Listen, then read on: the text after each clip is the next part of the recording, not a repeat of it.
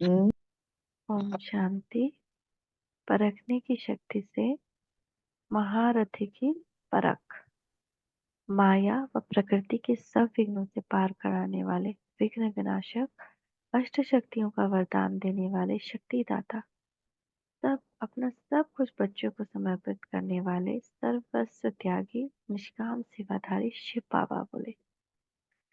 ये पहला वाला पढ़ने में बहुत अच्छा लगता है हमको, जो शिव बाबा के बारे में वो गुण का ये होता है ना कि माया व प्रकृति की सब विघ्नों से पार कराने वाले विघ्न विनाशक, अष्ट शक्तियों का वरदान देने वाले शक्तिदाता, अपना सब कुछ बच्चों को समर्पित करने वाले सर्वस्व त्यागी निष्काम सेवाधारी शिव बाबा बोले।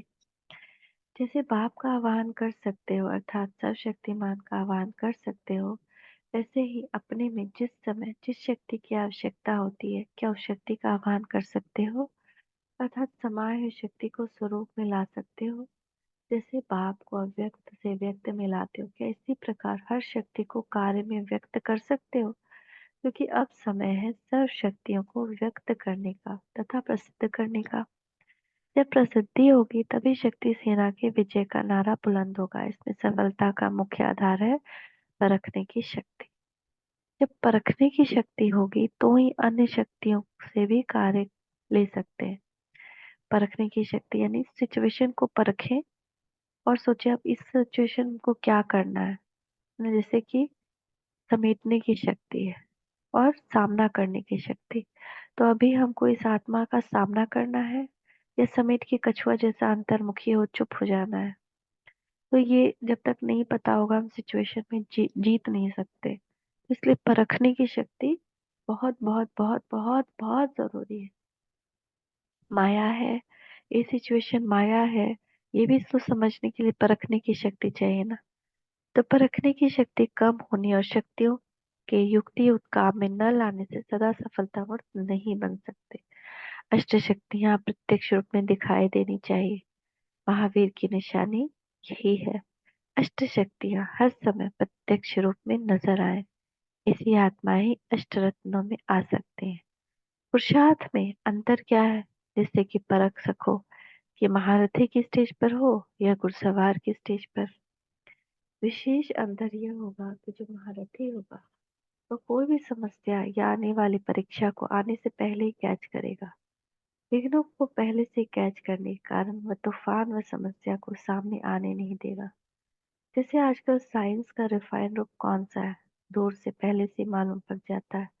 पहले से मालूम पड़ जाने के कारण सेफ्टी के साधन अपना लेते हैं। दुश्मन आवे और फिर उससे लड़कर विजय प्राप्त करे, इसमें टाइम लग जाता है ना। आजकल जैसे साइंस की इन्वेंशन रिफाइन हो रही है, इसी प्रकार महारथियों का पुरुषार्थ भी रिफाइन होना है कि विघ्न आया और सेकंड में चला गया। और यह भी महारथियों की स्टेज नहीं है। महारथी तो विघ्न को आने ही नहीं देंगे, अर्थात एक सेकंड भी उसमें वेस्ट नहीं करेंगे। सब निरंतर योगी कहते हैं। तो निरंतर का अर्थ क्या है, एक सेकंड का भी अंतर नहीं पड़े। अगर माया आई और उसको हटाने हटाने में ही व्यस्त हुआ, तो जो लगातार लगन में मगन रहने की स्टेज है उसमें अंतर पड़ेगा ना। महारथी अर्थात ऐसा महान पुरुषार्थ करने वाले, दूर से ही भगाने का पुरुषार्थ ही महारथीपन की निशानी है। दिन प्रतिदिन आप लोग भी अनुभव करें, कोई विघ्न आने वाला है तो बुद्धि में संकल्प आएगा कि कुछ होने वाला है। फिर जितना जितना युक्ति युक्त होंगे उतना ही आने वाला विघ्न स्पष्ट रूप से नजर आएगा। ऐसा दर्पण तैयार हो जाएगा। समर्पण और सर्वस्व त्यागी किसको कहा जाता है, जो विकारों के सर्व वंश का भी त्याग करने वाले हैं। मोटे रूप से तो विकारों का त्याग हो जाता है, लेकिन विकारों के वंश अति सूक्ष्म है। उसका वंश सहित त्याग करने वाले ही महारथी अर्थात सर्वस्व त्यागी होगा। जब यहाँ वंश सहित सभी विकारों का त्याग करते हैं, तभी वहाँ 21 वंश सहित निर्विघ्न और निर्विकार पीढ़ी चलती है। आधा कल्प दैवी वंश चलता है और आधा कल्प विकारों की का शूद्र वंश भी बढ़ता जाता है। तो इस वंश को समाप्त करने वाले ही 21 वंश सहित अपना दैवी राज्य भाग्य प्राप्त करते हैं। अगर वंश के त्याग करते समय थोड़ी भी कमी रह जाती है तो वहां भी 21 वंश में थोड़ी कमी रह जाएगी। महारथी की यह निशानी है कि जब सर्वस्व अर्पण कर दिया, उसमें तन मन धन संपत्ति समय संबंध संपर्क भी सब अर्पण किया ना। अगर समय भी अपने प्रति लगाया और बाप की याद या बाप के कर्तव्य में नहीं लगाया, तो जितना समय अपने प्रति लगाया तो उतना समय कट हो गया।